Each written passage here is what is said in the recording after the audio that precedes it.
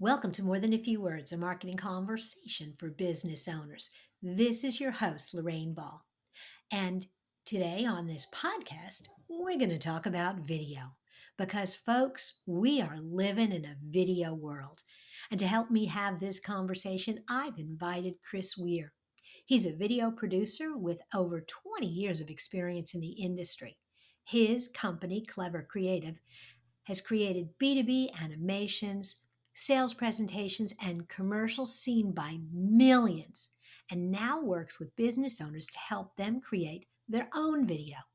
And he only cares about results. I love that. Chris, welcome to the show. Thank you so much for having me. I really appreciate it. I am so excited to talk about video because I came out of, and I think I mentioned this before we started recording, I came out of a corporate experience where video was $2,000 a minute and it was Mhm. really expensive. And now we're in this place where that's not the case. And it's really something that I think business owners should be trying and playing with. How do you open the conversation with a business owner who thinks maybe they want a little video? I encourage people to try it without the obligation that they have to now do this for the rest of their lives. I think a lot of people, when they think about something like, oh, I'm going to start doing video, Hmm. or I'm going to start a blog even for my business, or I'm going to start my newsletter, they think about, okay, now I'm committed to this forever and I Hmm. must do it forever. And that's intimidating. Hmm. And I think there's a lot of people out there who are actually probably more capable of doing video than they think. Um, because all you have to do is just talk. Like you talk to clients every day, you can kind of just do that.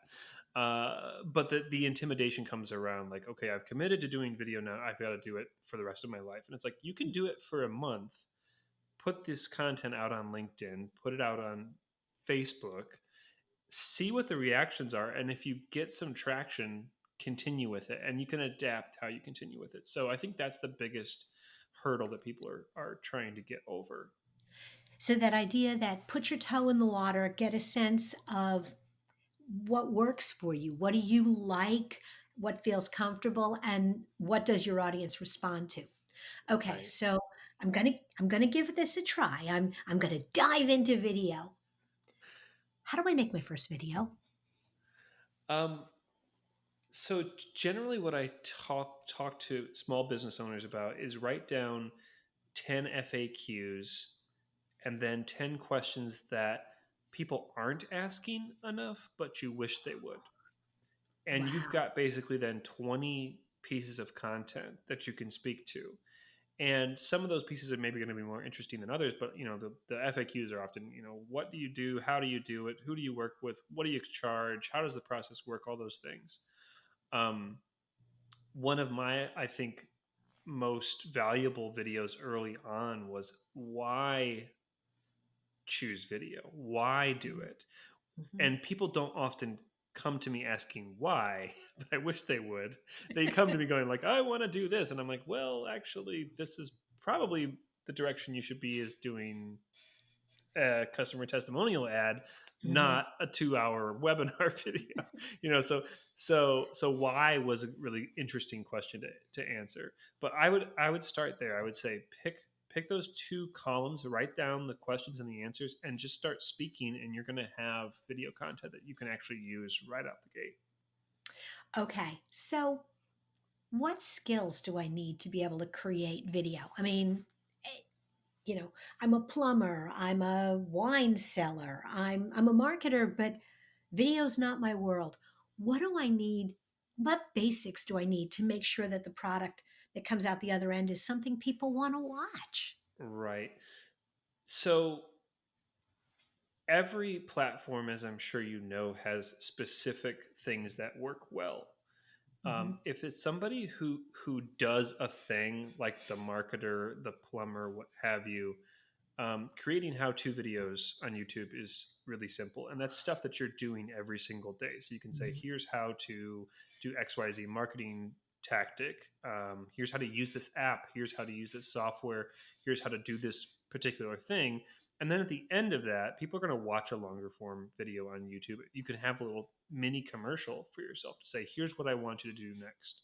Sign up for my newsletter, subscribe, whatever it is. Wow. If you're selling B2B, I really recommend LinkedIn because Hmm. that's where all of the B2B people are.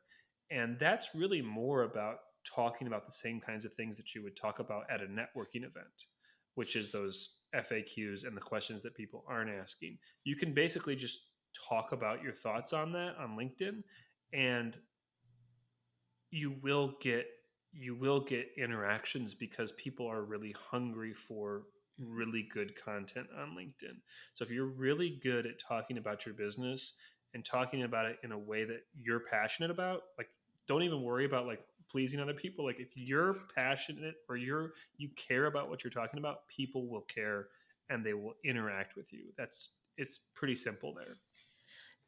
I think you're absolutely right. Passion is contagious. It When somebody is excited about what they're doing and they make bold statements. There's only one way to do this, and that's why we do it this way. It challenges some of people's assumptions, but that confidence, I think, comes through and that passion comes through. Absolutely. And this is the other odd part, especially about the vlog type content. It doesn't always have to be about business. It should be Hmm. partially about business, but especially with some of the clients that I have, their work is so specialized. It's quite hard for them to talk about it passionately, right? Because they're like selling widgets to Hmm. you know uh, electronics manufacturers. So it's like most of people on LinkedIn are not going to react to that. So you do have to talk about your work in a passionate way, but you can also talk a little bit about other things because if I know you as the family man who also sells electronic widgets to manufacturers, I have another connection point with you. And so that's the other thing to think about in the content. And it's been honestly a little intimidating for me to share other parts of my life because I've been behind the camera for most of my career. To come out in front of it has been scary, and then on top of that, to be like, okay, now I also have to like talk about me. I just want to talk about my work. Hmm. It's a little intimidating, but it's also been actually the most rewarding part of my business growth is because now a lot of the clients that I work with, we're just aligned better as people, and Hmm. I just don't have to work with anybody who comes through the door. We used it, and I love that tip because it it humanizes. What you're suggesting humanizes your business. It changes you from being just another video company to Chris the video guy. Right. And one of the things we did when I was running my agency, we would do behind the scenes stuff. We would introduce a new employee on video, or we would show you how we celebrated birthdays and our pumpkin carving for Halloween. And no, it wasn't just business, but it was very much about our culture. And that also actually helped us recruit people who would see that on LinkedIn and go, wow, those guys are doing good work. But that's a culture I want to be a part of. Yes, that has been, yeah. There's similarly been some surprising benefits to it, whereas I've had people reach out to me to say, "I want to work with you.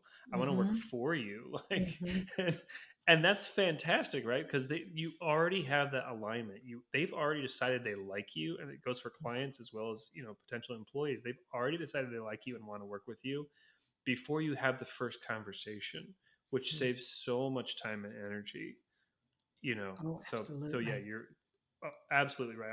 I'd love to see the videos that you did for your agency, and because so many businesses aren't doing that kind of work, and Mhm. it is pretty easy to do. We actually started doing Facebook Live every Monday morning. And what I would do in the beginning, I would just interview a different employee every week. And so everybody Okay. got to know all of our employees. They're all on Facebook. But then I actually turned over the reins, which was really fun. I had my content team lead, he took over Monday Morning at the Peg and took it in a totally different direction, but still showcased who we are, what we were working on. The most watched video, you're going to laugh, was um, I had instead of sitting still during the Facebook Live, I had somebody follow me through the building with a camera, and I gave people, "Hey, welcome to Round Peg. We're going to give you a tour of the building. Here's our conference room. Look, there's leftover donuts from what we had for breakfast this morning. And here's Rebecca, and here's where she sits, and here's the team. And oh, look, there's the cat. And, Benny was in one of the boxes." And that really was so popular because people really felt like, oh, now I know them. Right, and it wasn't staged really. It's like Mm-mm, it's half-eaten no. donuts, there's crumbs, it's not like a Mhm. polished, production. It's just like, this is really who we are. Yeah. That's what we wanna see. I've seen the same thing through my career. Is it used to be like, first you needed a web page, then you needed a video, which was like Mhm. this very, l Mhm. you know, stodgy, like kind of like stiff sort of a thing with like everyone speaks Mhm. perfectly, says the right thing at the right time. And now it really is just like, I just want to know who you are. Like, show me Mhm. what you're interested in, what you're passionate about, what you care about, what your work environment is like, and that's all people care about. Okay, so I'm going to pause here and tell you that if you want to know more about Chris, if you want to see him in action, then you need to hop over to cleavercreates.com. There'll be a link in the show notes. Watch some of his videos, stalk him on LinkedIn, and get to know him through his video. Chris, thanks so much for being a part of the show. Thank you very much for having me. This was really, really fun. This was awesome.